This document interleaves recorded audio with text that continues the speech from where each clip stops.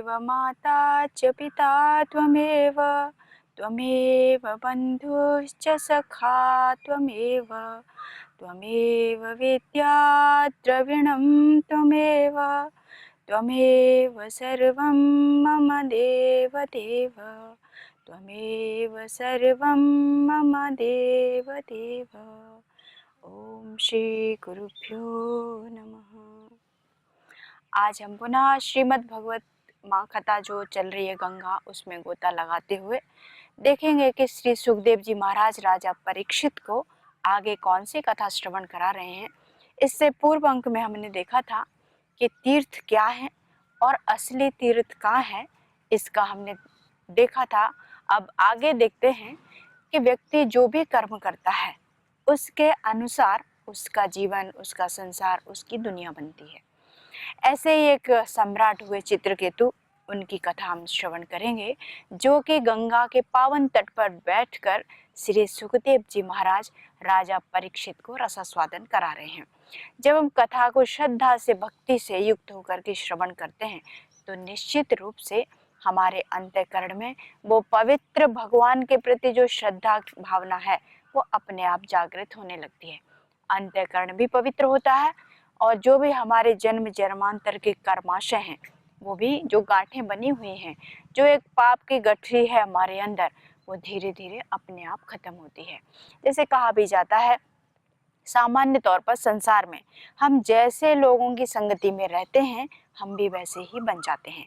ये स्वाभाविक है कि अच्छे लोगों के साथ रहेंगे तो अच्छे बनेंगे, और बुरा कर्म जो व्यक्ति करता है, भले ही आप अच्छे हो और जिसकी संगति आपने की है, आप गलत काम नहीं कर रहे, लेकिन फिर भी लोग हमें गलत बताएंगे। क्यों? क्योंकि जिसका स्वभाव जिससे मिलता जुलता है, हमारी मित्रता भी उसी के साथ होती है।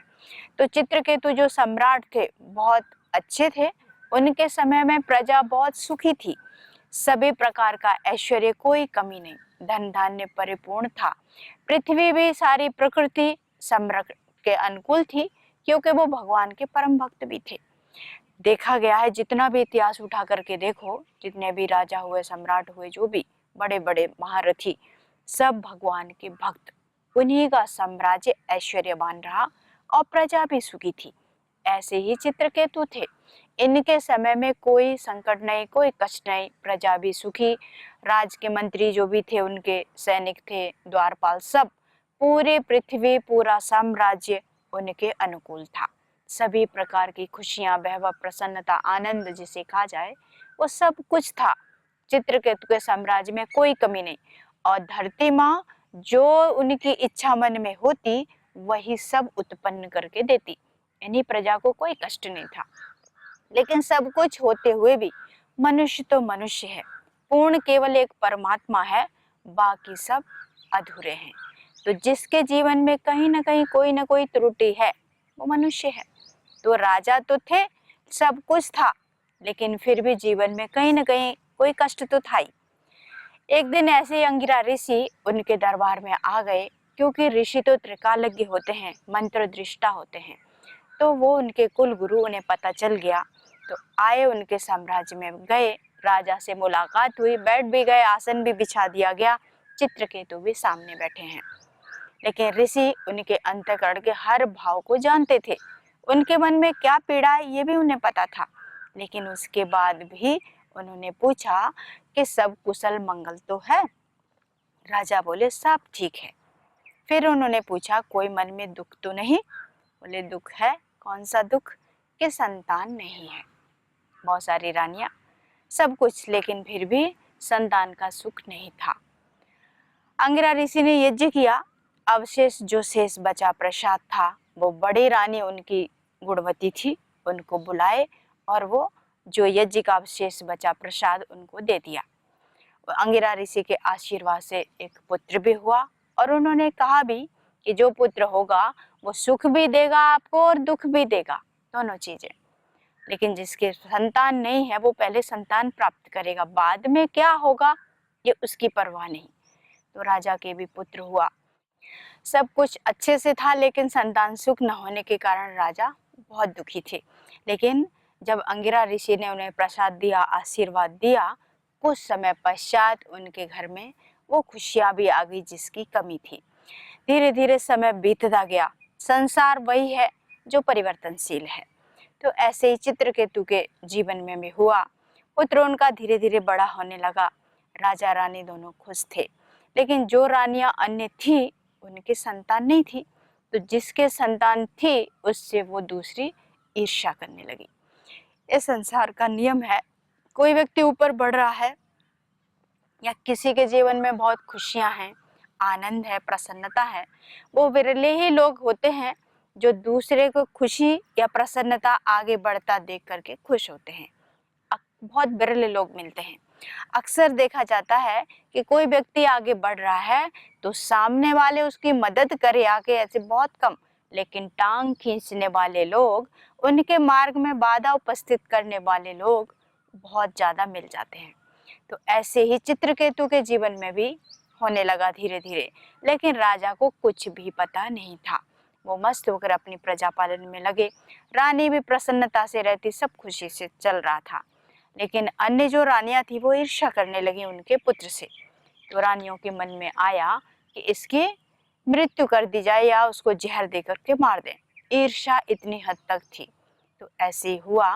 अन्य रानियां थी, उनके पुत्र को विष दे दिया और उनका पुत्र दुनिया से चला गया।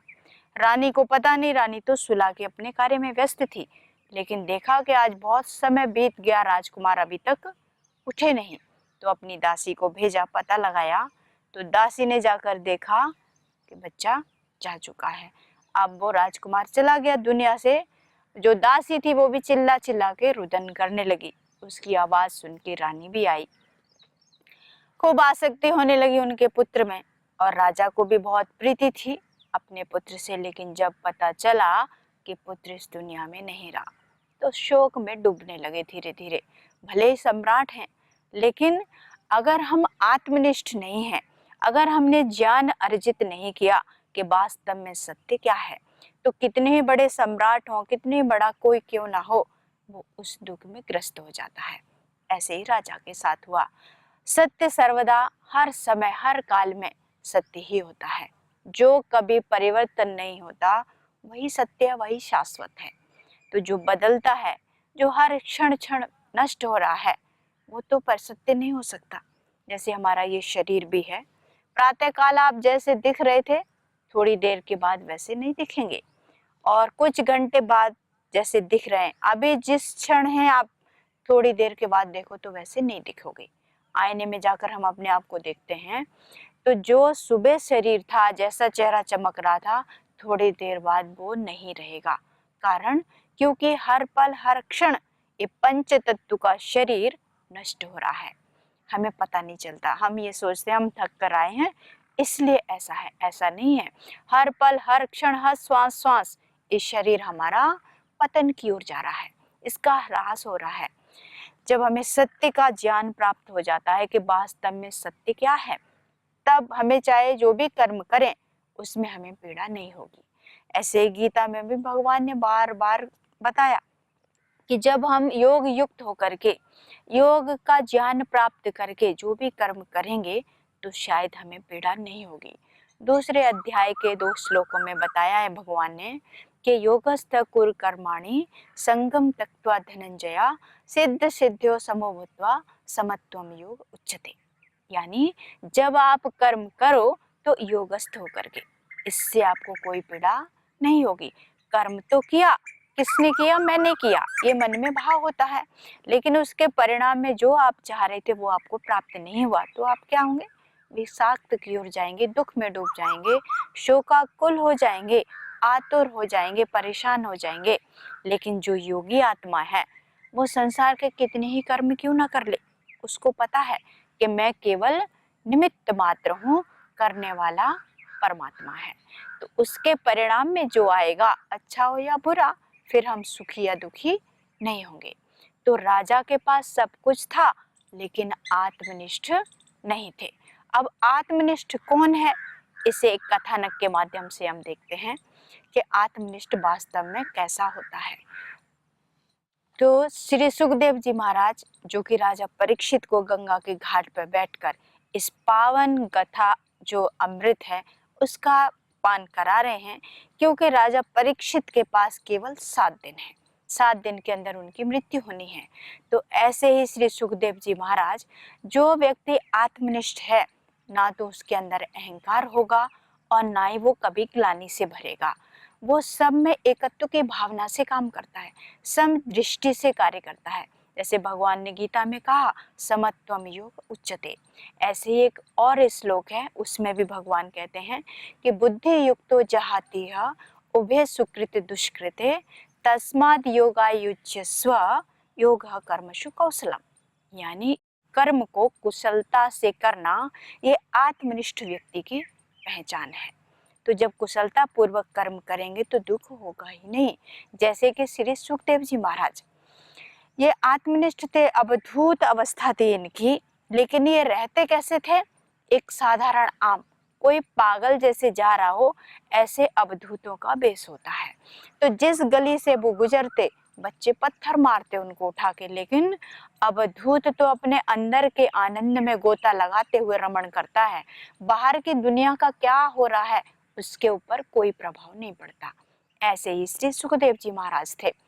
इन्हें त्रिकालज्ञ थे, लेकिन फिर भी उनके पिता व्यास जी उनकी परीक्षा लेना चाहते थे कि वास्तव में मेरा पुत्र आत्मनिष्ठ है या केवल ऐसे ही कर रहा है।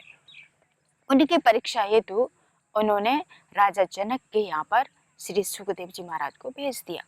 जब वे पहुंचते हैं राजा जनक के दरबार में, जो विदेह कहे गए हैं, माँ सीता के पिता जो देह से ऊपर उठा हुआ है उसको विदेह कहा जाता है।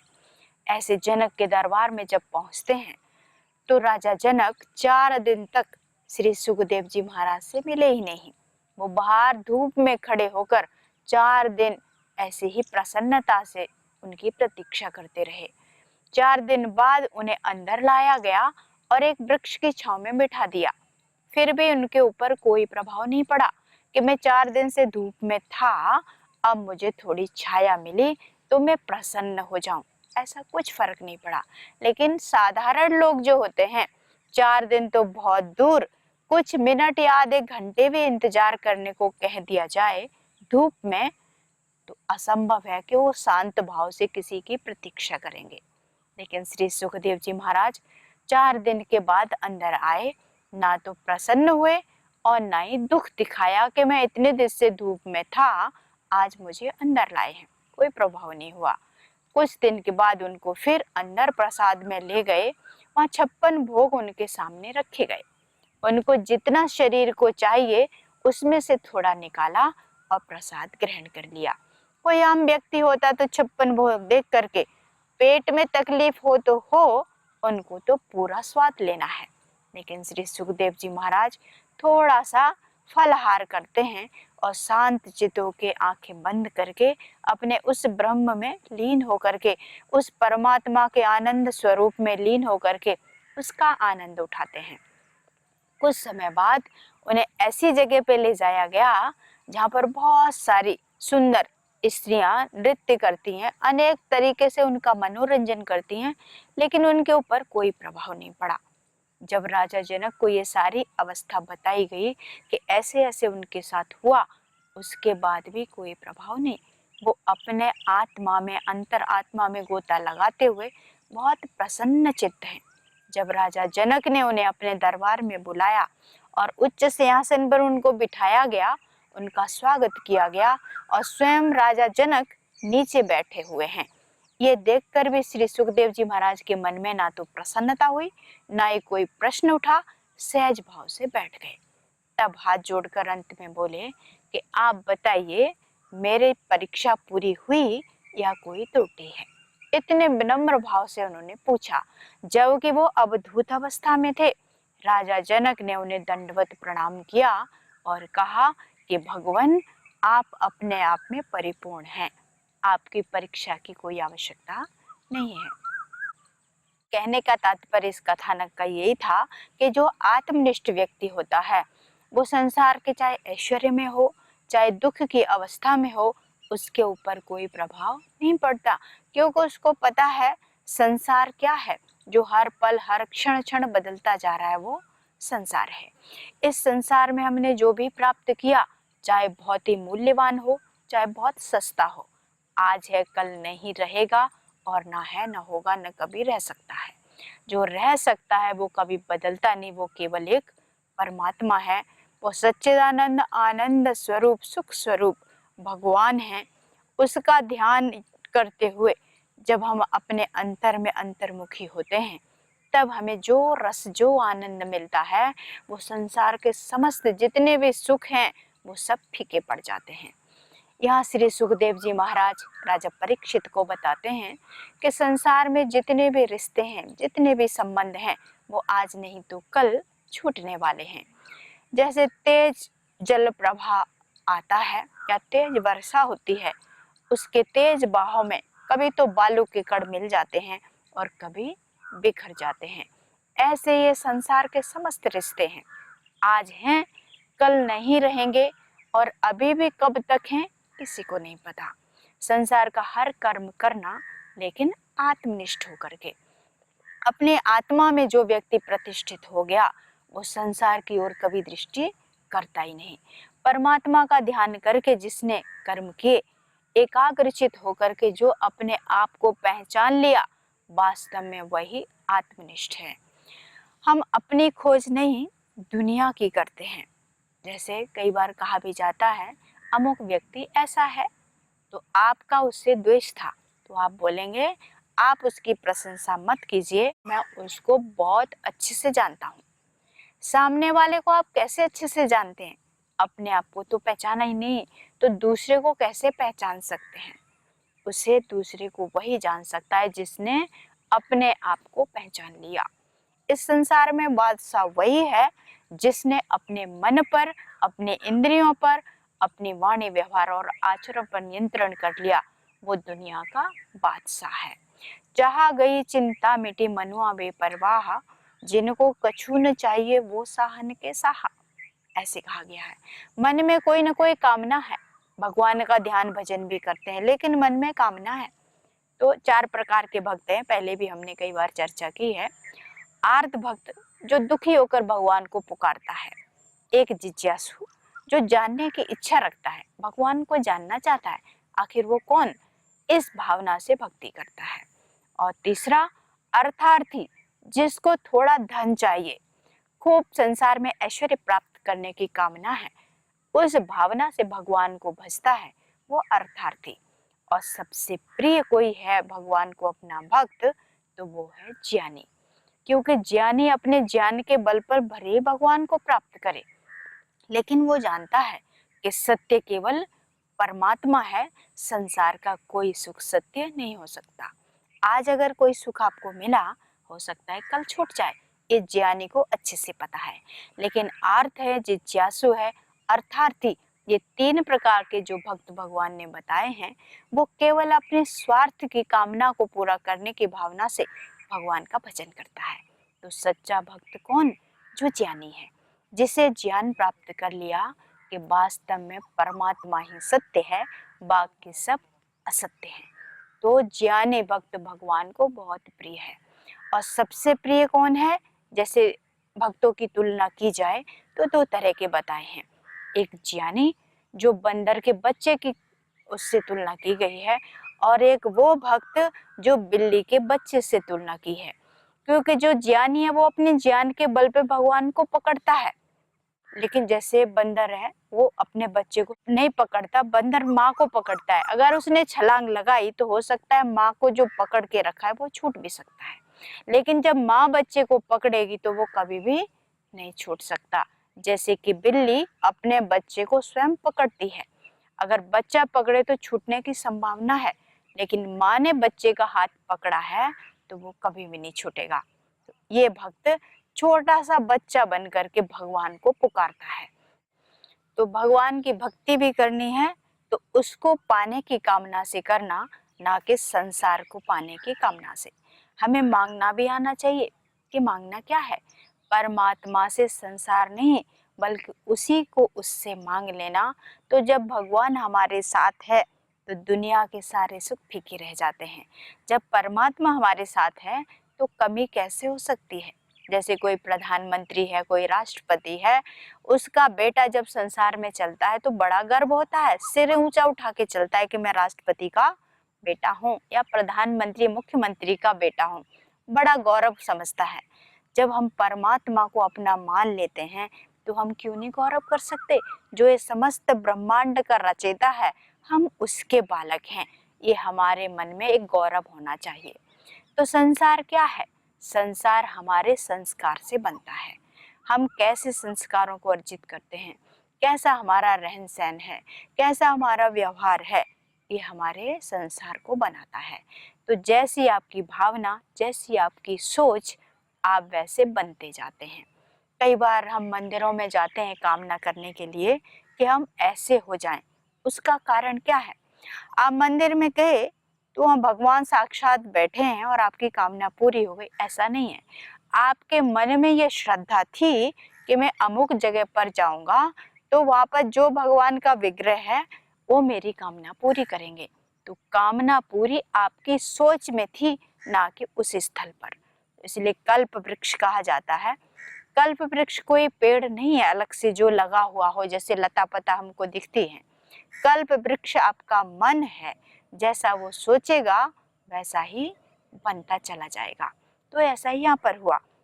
जब हम समस्त सृष्टि को, समस्त ब्रह्मांड में जितने भी जीव जंतु प्राणी हैं, उन सब में एकत्व की भावना से देखते हैं, सब कुछ एक ही है, कुछ भी अलग नहीं, तब हम किससे द्वेष करेंगे, किसके प्रति गलत भावना मन में लाएंगे? तो ऐसे ही जब सत्य का ज्ञान प्राप्त करके आप संसार में जीना प्रारंभ करेंगे तो जीवन जीने का रस आएगा। उपनिषदों में भी बताया कि जो व्यक्ति अहंकार को छोड़ चुका है, जिसने उस सत्य को प्राप्त कर लिया है, वो कैसे देखता है संसार को? सब भूतों में उस एकत्व का दर्शन करता है। जैसे एक श्लोक के माध्यम से बताया कि यस्मिन् सर्वाणि भूतानि आत्म एव विजानता तत्र को मोह कह सो कह एकत्वमनुपश्यतः।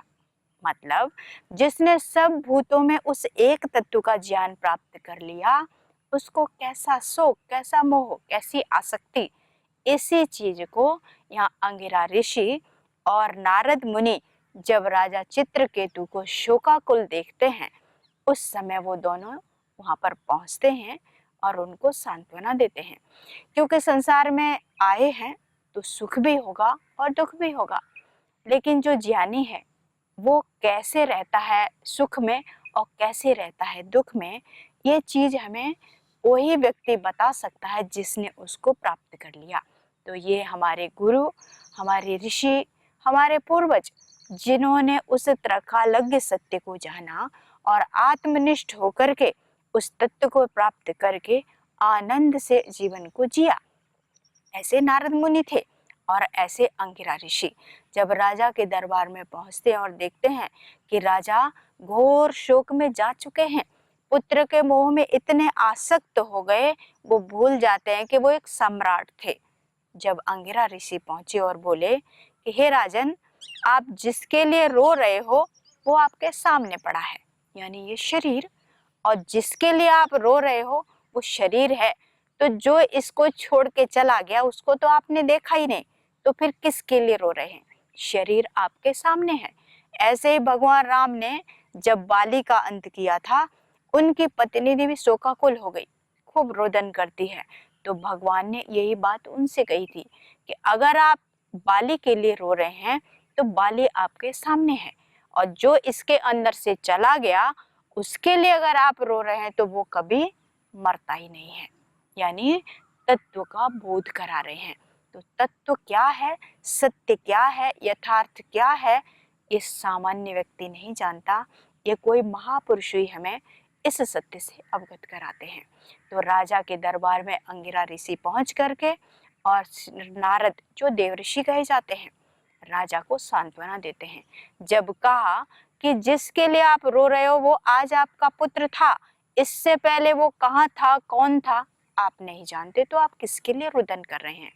जब राजा को इस तरह से समझाया तो थोड़ा उनको सांत्वना अंदर से मिली और राजा को थोड़ा थोड़ा बोध होने लगा कि बात तो ठीक है, कि मेरा पुत्र ये तो अभी इस जन्म में था, इससे पहले वो कौन था, क्या था, मैं नहीं जानता, और आगे भी वो कहाँ होगा किसी को नहीं पता। आपका ये शरीर भी, आज आपको इस शरीर का एक नाम दिया गया है, इससे पहले इसकी क्या पहचान थी, ये क्या था, किसी को नहीं पता। तो ये एक साधन है जिसके माध्यम से आप उस परम तत्व को जान करके अपने जीवन का उद्धार कर सकते हैं। तो ऐसे ही राजा चित्रकेतु जब ऋषि का सानिध्य प्राप्त हुआ, नारद मुनि स्वयं वहां पर पहुंच करके उस सत्य का ज्ञान देते हैं, तब उन्हें पता चला कि वास्तव में सत्य क्या है। मैं राजा हूँ, लेकिन आज राजा हूँ, कल ये शरीर छूट जाएगा, क्या होगा किसी को नहीं पता। इसलिए इस शरीर में रहते हुए उस तत्व को जान लो जो वास्तव में अपना है, जो कभी नहीं छोड़ेगा, ना कभी छूटा न छूटेगा, ना आगे कभी छूट सकता है। वास्तव में वही अपना है, ना पत्नी आपकी, ना बच्चे आपके, ना पति आपका। अब इसका मतलब क्या, उस रिश्ते को ना निभाएं? नहीं, वो आपका कर्तव्य कर्म है, उसे पूरा करते हुए संसार में ऐसे रहना कि आज ही मेरा अंतिम दिन है, और ये मेरी पत्नी आज है, कल नहीं रहेगी। तो पति पत्नी बच्चे उन सबके प्रति अपने दायित्व को पूरा करते हुए इस भाव से कि ये मेरा कुछ भी नहीं है, सब में उसी एक तत्व का ध्यान करते हुए जीवन यापन करना। इसी के साथ मैं अपनी वाणी को विराम देती हूँ। अगले अंक में देखेंगे कि वास्तव में सत्य क्या है और जीवन कैसे जीना चाहिए। सभी को ओम। ओम शांति शांति शांति। ओम श्री परमात्मने नमः।